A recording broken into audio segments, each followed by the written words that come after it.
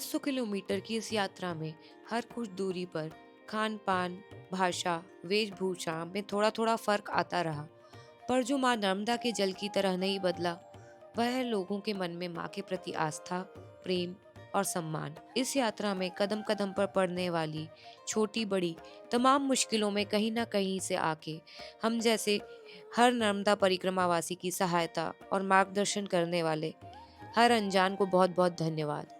नर्मदे हर।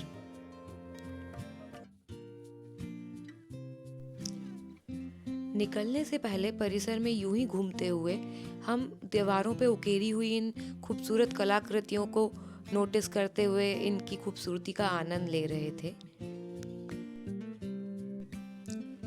कि हमारी नजर पड़ी इस बड़े से वृक्ष पे, जिसका नाम भैया ने मोरछली बताया। और उसके बाद हमें समझ आया कि हमारे शहर में पड़ने वाले एक चौराहे का नाम मोरछली चौक शायद इसी पेड़ के नाम पे पड़ा होगा। हम आगे बढ़ने की तैयारी कर रहे थे, अपना सामान समेट रहे थे। उसके बाद जैसे ही मैंने अपना बैग उठाया, वहाँ पास में बैठे हुए इस पपी का दांत गलती से मेरे हाथ पे लग गया और आ गई खरोंच। अब दिन का पहला इम्पोर्टेंट काम हो गया एंटी रेबीज और टिटनेस का इंजेक्शन लगवाना, जिसके लिए हम हरदा के लिए निकल पड़े। पहले 2 इंजेक्शन लगवाने के बाद हमें वहाँ मिल गए आगे के डेट्स, जिससे हमें पता चला कि अब आगे आने वाले 2 इंजेक्शन भी हमारे परिक्रमा के दौरान ही लगेंगे। हरदा से ओंकारेश्वर के लिए निकलते हुए मैं यही सोच रही थी कि कल सुबह इसी समय नर्मदापुरम में हम स्नान करके सत्यनारायण की कथा की तैयारी में लगे थे।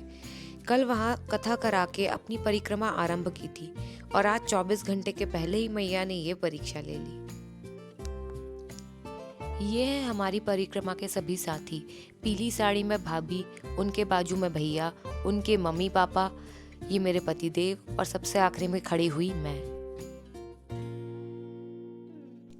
रास्ते में पड़ने वाली नदी नालों के ब्रिज को क्रॉस करने से पहले ये इंश्योर करना ज़रूरी होता है कि कहीं ये नर्मदा जी तो नहीं, क्योंकि ये परिक्रमा है तो नियम अनुसार हम मैया को लांग नहीं सकते और पूरी परिक्रमा के दौरान मैया हमारे दाहिनी ओर ही होती हैं। हरदा से संत सिंगाजी धाम के बीच में भैया भाभी के रिश्तेदारों के खेत में बैठ के अमरूद खाए। शाम होते होते हम संत सिंगाजी धाम पहुंच रहे थे।